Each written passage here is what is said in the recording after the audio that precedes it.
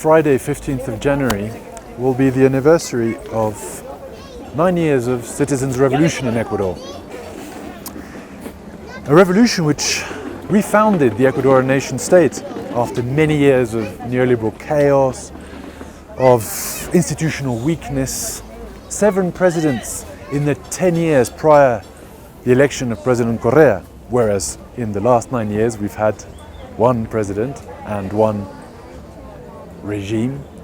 The stability of the citizens' revolution has no doubt created lots of prosperity.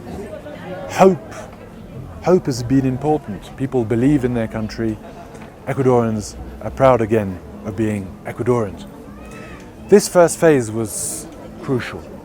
The refoundation of the nation state with a new constitution, long ongoing debate from 2007 to 2008, with a referendum which gave the country a new constitution, a wonderful constitution, 444 articles that give people lots of rights and gives nature rights too.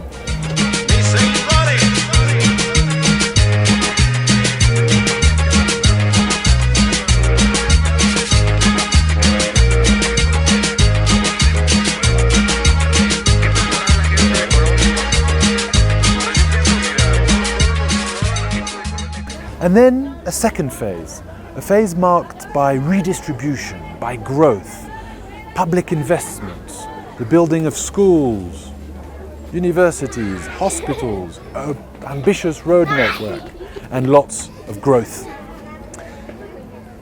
But growth with redistribution, not just growth for the elites, growth with a significant reduction of the Gini coefficient in a country that must be set in Latin American context, because Latin America is still the most unequal continent in the world.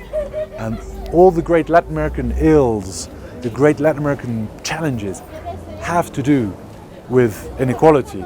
And so it was so important for Ecuador to tackle inequality first.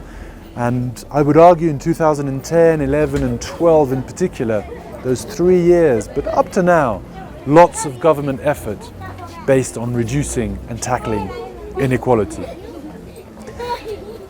And a third phase, which I would argue started in 2013, which has fundamentally to do with changing our productive matrix, not relying too much on raw materials, oil in our case, but also bananas and seafood, trying to change our productive matrix, diversify our economy, move away from the plantation state, which we know the plantation is always going to breed inequality, and to try and, through education, through lots of investment in higher education and science and technology in particular. Indeed, Ecuador is the country with the highest rate of investment in higher education in Latin America, and one of the highest rates in the world, certainly if we put it in the context of GDP in higher education, 2.13% of GDP in higher education, when the rich OECD countries have less, 1.7% of GDP in higher education.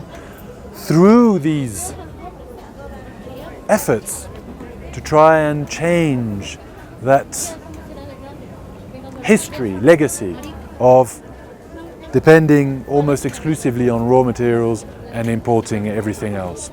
So 3 fundamental phases in the last 9 years, of course phases that are not mutually exclusive, they overlap each other. 1, recuperating hope through the recuperation of our social contract, and I would argue the recuperation of the nation state, sovereignty, very important. That meant putting an end to political instability. 2, redistribution through public investment, through social policies, through the reduction of the historic inequality that all Latin American states have suffered from, and certainly Ecuador.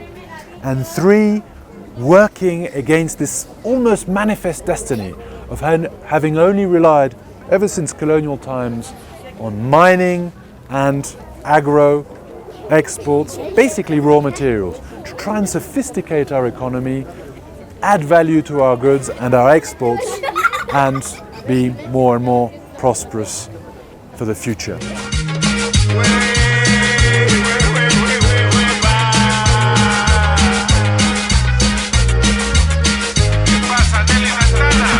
Que viva la patria entera, y hoy más que nunca, compañeros, hasta la victoria siempre.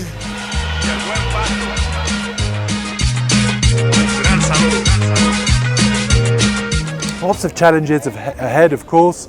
After 9 years, we need to continue being relevant politically and convincing the people that we are a viable option for the future.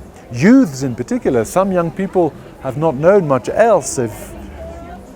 Young people here vote at the age of 16, and 9 years ago these people were 7, and so they need to be convinced that what they may not remember, but their elders do, the dark neoliberal days, we don't want to go back to that past, and we need to convince them why we don't want to go back to that past. And this is a fundamental aspect of what we need to do, particularly in our political party, in Alianza País, in the months and years to come. Moving away from raw materials, more crucial than ever, particularly in the context of the fall of the commodity prices and the fall of the prices of oil. But lots of optimism, a country which has changed dramatically in the last 9 years, and we're confident will continue changing in the years to come.